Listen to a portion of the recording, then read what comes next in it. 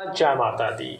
बहुत दिनों से हमसे रिक्वेस्ट आ रही थी, गुजारिश आ रही थी कि आप हमारे चार्ट में जितने भी योग होते हैं उन सभी के बारे में वीडियो बनाइए। देखिए, बहुत ज़्यादा योग होते हैं और मैं आज से वो वीडियो स्टार्ट कर रहा हूँ।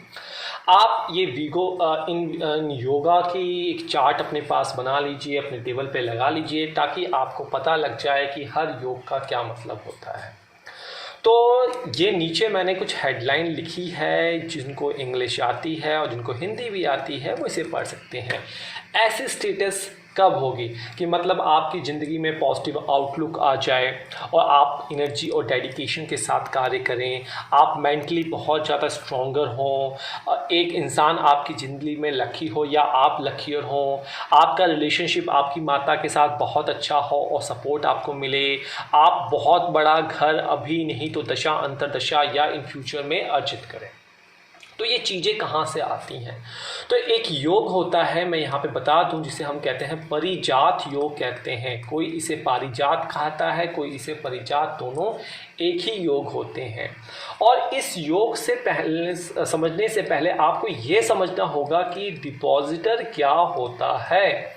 डिपॉजिटर जो होता है इसको समझना बहुत ज़रूरी है। जब कोई प्लैनेट, सिंपल समझिए, जब कोई प्लैनेट किसी के घर में बैठता है, किसी दूसरे प्लैनेट के घर में बैठता है, तो इस घर का जो मालिक होता है वो डिपॉजिटर कहलाता है।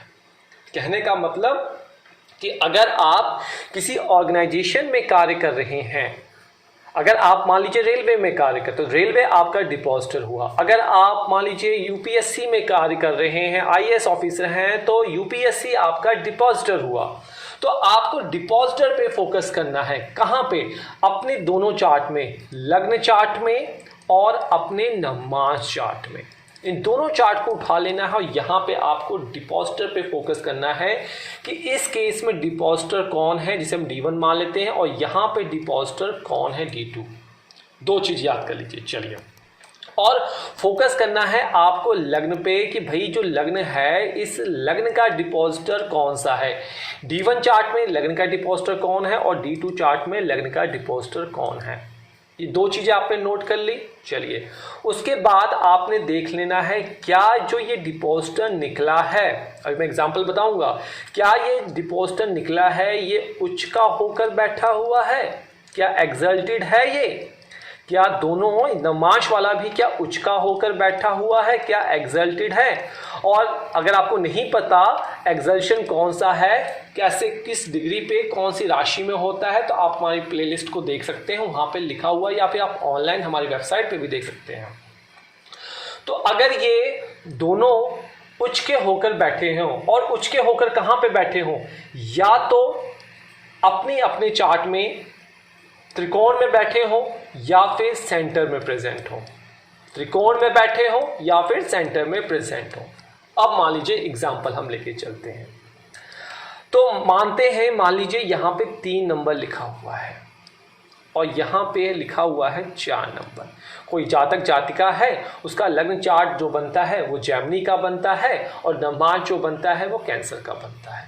अब आपको पता है 3 नंबर यहाँ लिखा है, तो आपने नोट कर लेना है 3 नंबर का, अपनी कुंडली के हिसाब से आपको देखना है 3 नंबर का मालिक कौन है। कौन होता है?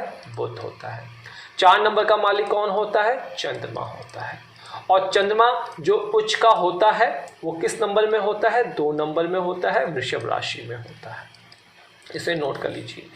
बुध जो होता है उच्च का कब होता है? जब वो बैठा होता है 6 नंबर में, तो वो उच्च का कहलाता है।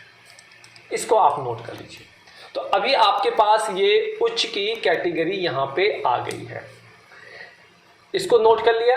अब आपने देखना है क्या आपके लग्न कुंडली में जो बुध है वो इन घरों में जहाँ बैठा हुआ है, मान ली 3, 4, 5, 6 यहाँ पे बुध बैठा हुआ है।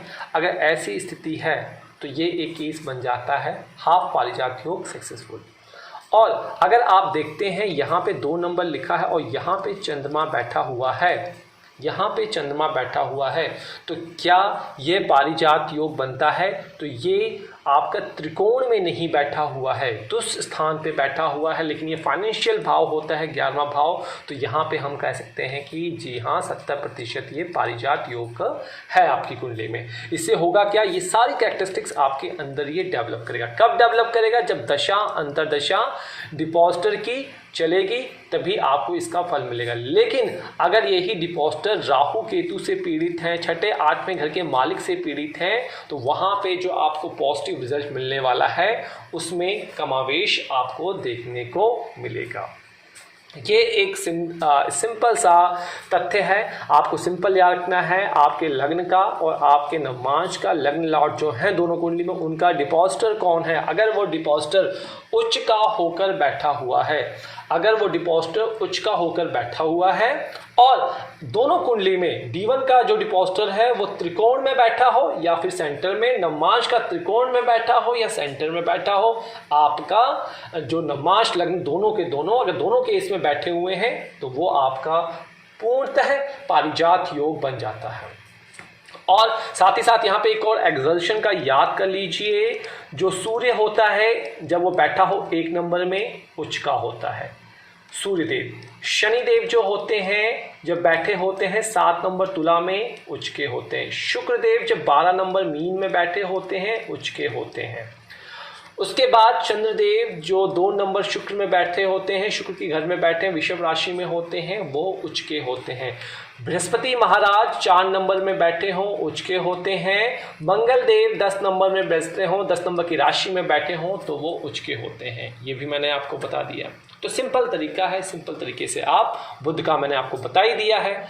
तो ये है पारिजात योग। इस योग का एक्टिवेशन तभी होगा जब दशा अंतरदशा रिस्पेक्टिव डिपॉजिटर की चलेगी, तभी ये फल देगा। लेकिन अगर ये पीड़ित है, दूषित है आपका डिपॉजिटर, तो उसके प्रभाव में डेफिशिएंसी होगी, कमी आएगी। तो आज मैं यहाँ पे इजाजत चाहूँगा, अगले योगा का वेट कर लीजिए। पारिजात योगा था, बना लीजिए नोट।